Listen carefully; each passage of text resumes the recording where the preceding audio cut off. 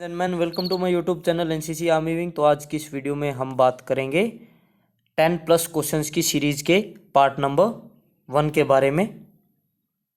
Okay, ये 10+ series अभी newly start की है।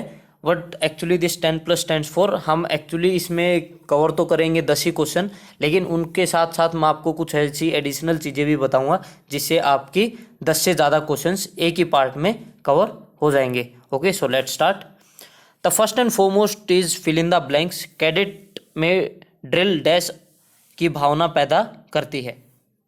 करेक्ट आंसर इज अनुशासन, डिसिप्लिन। ड्रिल में पाँव घसीट कर चलना बुरी आदत है। ओके। बाएं पैर दाएं से ले जाते हुए डैश देख का हुक्म मिलता है। ओके, यह डैश का हुक्म मिलता है। जब बायां पैर दाएं से जाता है तो दाएं देख का हुक्म मिलता है। ओके। धीरे चाल तथा तेज चाल में बॉयज कैडेट 1 मिनट में 70 से 120 कदम चलते हैं। इसमें छोटा सा करेक्शन है, this is not 120, this is 116। 120 कदम कौन चलते हैं? रेजिमेंट्स चलती हैं, जो हम अभी आगे बात करेंगे। जांच शस्त्र में डैश पैर आगे निकलता है। जांच शस्त्र में बायां पैर आगे निकलता है। ओके, चलो बात करते हैं अब स्टेप्स की। Okay, this is add on. एक कोई भी इंडियन आर्मी की रेजिमेंट या यूनिट 120 कदम चलती है 1 मिनट में, जिसमें वो लगभग 100 यार्ड का डिस्टेंस कवर करते हैं। कोई भी राइफल यूनिट है, राइफल यूनिट 1 मिनट में 140 कदम चलती है, क्योंकि ये राइफल यूनिट्स के पास लाइट वेपनरी होती है, रेजिमेंट्स के पास हैवी वेपनरी होती है। ओके, इसके बाद एनसीसी एसडी कैडेट्स 116 कदम चलते हैं, 116 कदम चलते हैं। एसडब्ल्यू कैडेट 110 कदम चलते हैं और स्लो मार्च में 70 कदम चलते हैं, यानी 70 स्टेप्स। उसके बाद साइड स्टेप यानी दाएं बाजू चल बाएं बाजू चल में हम कितना स्टेप लेते हैं? 12 इंच का। ओके। डबल टाइम यानी दुगनी तेजी से हम 1 कदम 40 इंच का लेते हैं और टोटल 180 कदम लेते हैं। कितने? 1 मिनट में। Okay, so this was the add on. I hope आपको कुछ एक्स्ट्रा जानने को मिला होगा एंड इनमें से गारंटेड क्वेश्चंस आते हैं। ओके, दूसरा देखते हैं सही गलत निशान में। सामने के सैल्यूट की कार्रवाई 4 भाग में होती है, बिल्कुल सही बात है। 3 सेनाओं का मुखिया प्रधानमंत्री होता है, बिल्कुल गलत बात है। तीनों सेनाओं के जो चीफ होते हैं that is our president of India. Drill अनुशासन की बुनियाद है, drill is the bedrock of discipline. Drill के दौरान आंखों को घुमाना सही है? नहीं, बिल्कुल भी नहीं। ड्रिल के दौरान हमें आंख नहीं घुमानी चाहिए, दाएं बाएं नहीं देखना चाहिए, पूरा फोकस इंस्ट्रक्टर पे रखना चाहिए। क्लोज ड्रिल शांति के क्षेत्र में की जाती है। ड्रिल जनरली 2 प्रकार की होती हैं, क्लोज और ओपन। तो क्लोज ड्रिल पीस टाइम में की जाती है, जो हम करते हैं यानी शांति के दौरान, और ओपन ड्रिल कब की जाती है? फील्ड के मैदान में। ओके, और ड्रिल की परिभाषा की अगर हम बात करें तो ड्रिल की परिभाषा होती है किसी भी कार्य को क्रमवार तरीके से करने की विधि को या तरीके को ड्रिल कहते हैं। ओके, वर्ड्स ऑफ कमांड पे बात करते हैं एड ऑन में। वर्ड्स ऑफ कमांड कोई भी सेना में वो आदेश जिससे आप अपनी टुकड़ी को जिस तरफ आप लेके जाना चाहते हो उस तरफ लेके जा सकते हो, स्पेशली ड्रिल में। ओके, वर्ड्स ऑफ कमांड के 2 पार्ट होते हैं, क्वेश्चनरी और एग्जीक्यूटरी, यानी चेतावनी और कार्यकारी। ओके, आगे देखते हैं। असेंशियल, एक अच्छी वर्ड ऑफ कमांड के लिए क्या क्या जरूरी है? अच्छी वर्ड ऑफ कमांड के लिए 4 चीजें जरूरी होती हैं, लाउडनेस, पिच, टाइमिंग और clarity.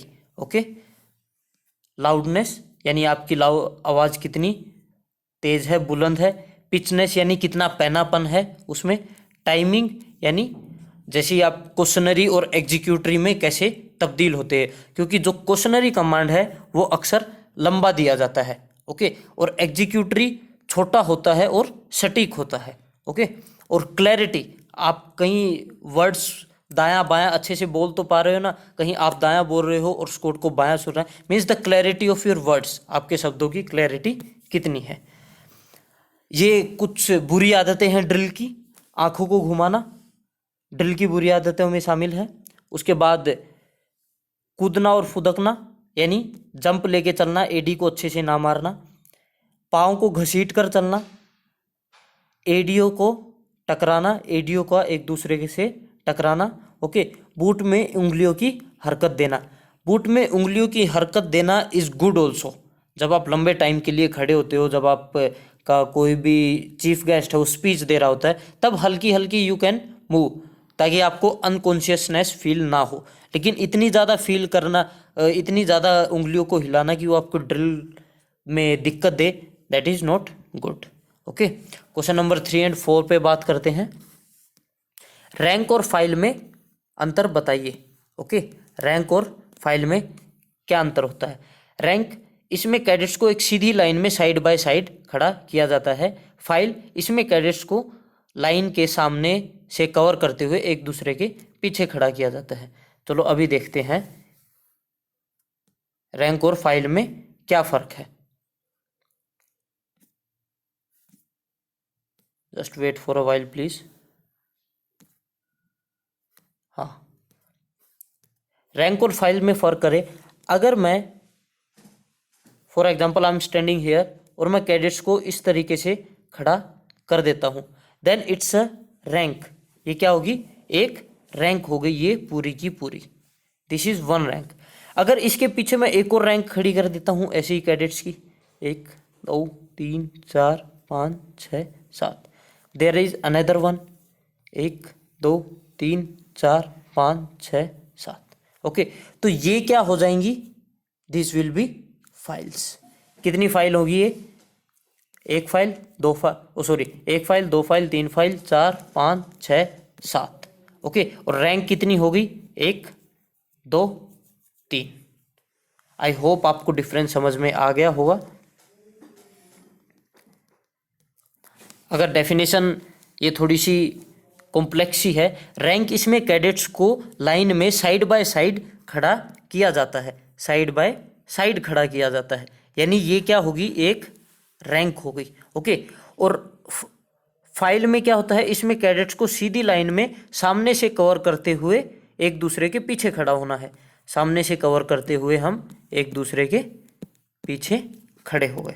Okay, so this is the difference. Question number 4 है, ड्रिल के सिद्धांत लिखिए। फुर्ती, स्थिरता और मिलजुल कर कार्य करना।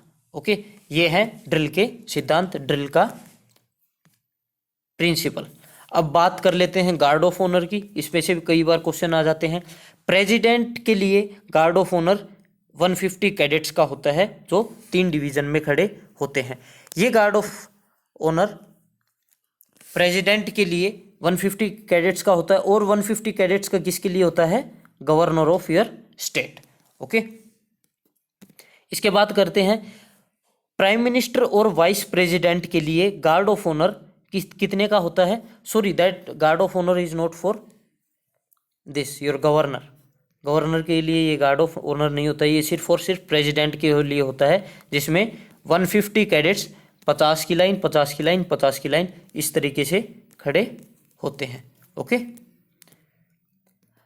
प्राइम मिनिस्टर और वाइस प्रेसिडेंट के लिए 100 कैडेट्स 2 डिवीजन में, 50 कैडेट्स 50 कैडेट्स इस तरीके से खड़े होकर गार्ड ऑफ ऑनर देते हैं। I hope guard of honour आपको पता है। अगर नहीं पता है तो गो ओवर यूट्यूब और go over Google and search guard of honour क्या होता है। गार्ड ऑफ ऑनर में अमूमन 3 सल्यूटें की जाती हैं, राष्ट्रीय सल्यूट, उसके बाद जनरल सल्यूट और सलामी शस्त्र। ओके, एक एक करके देखते हैं इनको। राष्ट्रीय सल्यूट आपके गवर्नर को, प्रेसिडेंट को और हमारे प्यारे भारत के झंडे को दी जाती है। Whereas general salute major general और उनके ऊपर के अधिकारी, मेजर जनरल, लेफ्टिनेंट जनरल और जनरल और फील्ड मार्शल, और इनके इक्विवेलेंट नेवी में और एयरफोर्स में इनको दी जाती है। और सलामी शस्त्र है वो आपकी परेड पे, आपकी किसी भी प्रोग्राम में जहाँ पे भी आप दे रहे हो वहाँ पे आए कोई भी मुख्य अतिथि को दिया जाता है, या फिर जब भी आपके कैंप्स होते हैं, कैंप्स में आए सीओ, ब्रिगेडियर्स को दिया जाता है। ओके, आगे बढ़ते हैं। कैडेट को ड्रिल में जाने से पहले किन बातों का ध्यान रखना चाहिए? ओके, ड्रिल में जाने से पहले किन बातों का ध्यान? ड्रेस साफ तथा क्लफ लगी हो, प्रेस हुई होनी चाहिए। ओके, यानी ड्रेस साफ सुथरी हो, प्रेस हो। देयर आफ्टर कमीज तथा पैंट की सभी बटनें लगी हो तथा एक रंग की हो। ऐसा नहीं हो कि बटन का कलर अलग है, जिस धागे से बटन अटकाई है उसका रंग अलग है। ड्रेस न अधिक ढीली हो न अधिक चुस्त हो, यानी वो टाइट हो, जूतों पर चमकती हुई पॉलिश हो तथा फीते मुड़े न हो और ठीक से बंधे हो। ओके, यानी मुड़े कैसे नहीं हो। For example this is our shoe और इसमें यहाँ पे होल्स हैं, तो कई बार जब हम लेस को इधर लेके आते हैं तो कई बार लेस एक पलटी खा जाता है, तो उस तरीके से ना हो, वो बिल्कुल सीधा हो अपने एडजेसेंट के साथ, काउंटर पार्ट के साथ। ओके, उसके बाद बेल्ट रंगी हो तथा ढीली नहीं बंधी होनी चाहिए, बेल्ट बिल्कुल टाइट होनी चाहिए। आजकल तो बेल्ट रंगने वाली होती नहीं, मोस्टली सब लेदर की बेल्ट लगाने लगे हैं, लेकिन अभी भी ट्रेनिंग के दौरान बेल्ट लेदर की नहीं लगाते हैं। ओके, तो जो कपड़े की बेल्ट होती है उसके ऊपर पॉलिश करना पड़ता है। सिर के बाल छोटे हो तथा दाढ़ी बनी हुई हो, टोपी सिर पर ठीक ढंग से लगी हो। ओके, इसको इंग्लिश में क्या कहते हैं, हम जनरली कैप बोल देते हैं, बट उसको कैप नहीं बोलना चाहिए, that is our beret. Okay, उसको बोलते हैं बैरेट। और इसमें ऐड ऑन कर सकते हो लड़कियों के बाल बंधे होने चाहिए एंड फर्दर मोर। इसके बाद again fill in the blanks हैं, चलो इनको देख लेते हैं एक एक करके। .22 राइफल की लंबाई 110 सेंटीमीटर होती है। ओके, सेंटीमीटर में 110 सेंटीमीटर होती है, इंचज में 43 इंचज होती है। LMG अभी ये वेपन इंडियन आर्मी से भी इवन आउट हो गया है, NCC से भी आउट हो गया है, जिस वेपन की इसमें बात की गई है। अभी जो LMG आ गई हैं इंडियन आर्मी में, दैट आर ऑफ इंसास। अगर आपको पता है इंसास की फुल फॉर्म क्या है, then let me know in comment box. Okay, LMG जो पुराने वाली थी वो 5 भागों में खुलती थी, लेकिन ये आपके काम की नहीं है। SLR की कारगर रेंज 300 मीटर होती है। ओके, SLR की मैगजीन में 20 राउंड आते हैं, लेकिन राजस्थान जैसी जगह पे हम इसमें 18 राउंड ही डालते हैं, क्योंकि जो इसकी मैगजीन होती है उसका स्प्रिंग काफ़ी ग्रीसी होता है, ऑयल लगा रहता है, तो मिट्टी को जल्दी कैच करता है, जिसकी वजह से वो अटकने लगता है। ओके, .22 राइफल की नॉर्मल व रैपिड फायर दर 5 तथा 10 से 15 होती है। ओके, अब .22 इंच राइफल के बारे में कुछ देख लेते हैं। 43 इंचज इसकी लंबाई है, 6 पाउंड 2 ऑunce इसका वजन है, 2700 फीट पर सेकंड इसकी मजल वेलोसिटी है। यूगोस्लाविया का ये बना हुआ है। ओके, जिस कंट्री से बना है। इसके बैरल में 6 ग्रूव्स होते हैं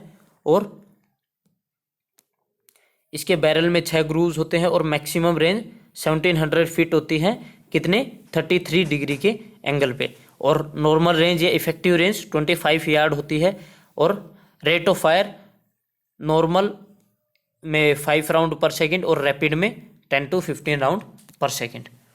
इसके बाद कुछ 7.62 SLR के बारे में देख लेते हैं। 7.62 SLR stands for self loading rifle.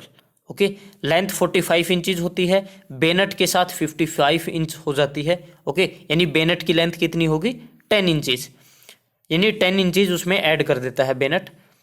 Wait 4.4 kg होता है, खाली राइफल का वजन 5.1 kg हो जाता है, किसके मैगजीन के साथ, भरी हुई मैगजीन के साथ 5.4 kg हो जाता है बेनट, मैगजीन और राइफल तीनों का।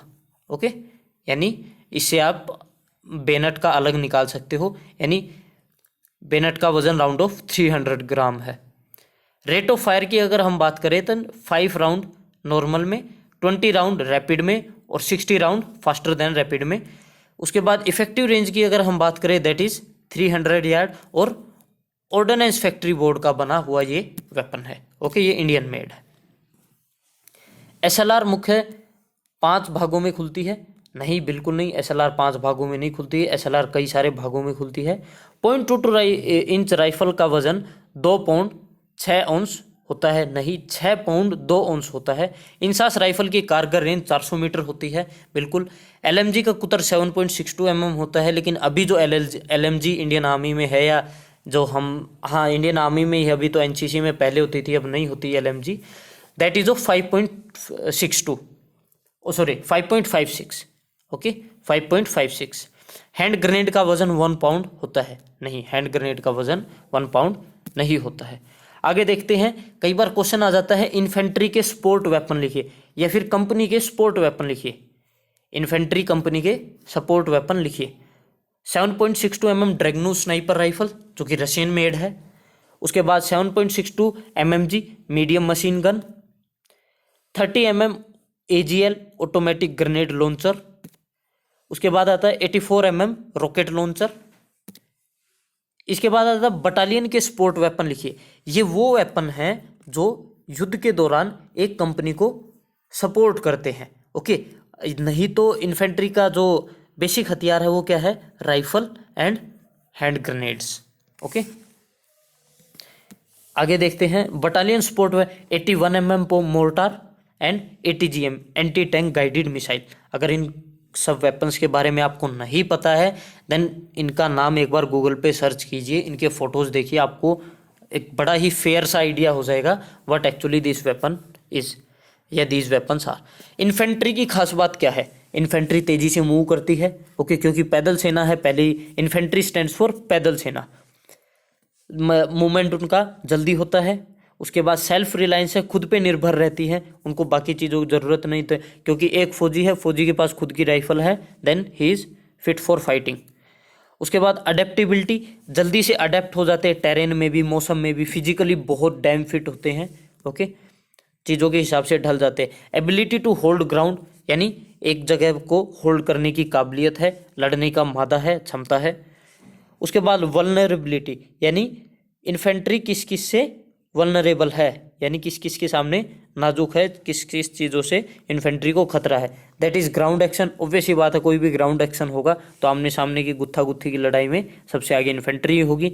एयर स्ट्राइक, एयर स्ट्राइक किसी भी आर्टिलरी का भी फायर हो सकता है और इंडियन एयरफोर्स का भी फायर हो सकता है। एंटी पर्सनल माइंस, यानी जो एंटी पर्सनल माइंस होती हैं, एक और तरीके की माइंस होती हैं, उनको बोलते हैं टैंक माइंस। 7.62 mm SLR क्रमवार खोलने की विधि लिखिए। सबसे पहले मैगजीन, फिर बेनट और फिर स्लिंग खोली जाती है। उसके बाद गैस प्लग और पिस्टन, पिस्टन के साथ स्प्रिंग। ओके, उसके बाद स्लाइड और ब्रिज ब्लॉक खोला जाता है बॉडी ओपनिंग कैच को दबाते हुए। उसके बाद फायरिंग पिन और एक्सट्रैक्टर को अलग अलग किया जाता है। क्वेश्चन नंबर 9 और 10 को देखते हैं। निशाने लगाने के सिद्धांत को लिखिए। मजबूत पकड़, दुरुस्त शिस्त, दुरुस्त ट्रिगर कार्रवाई। This is the principle of correct aiming, निशाना लगाने का प्रिंसिपल।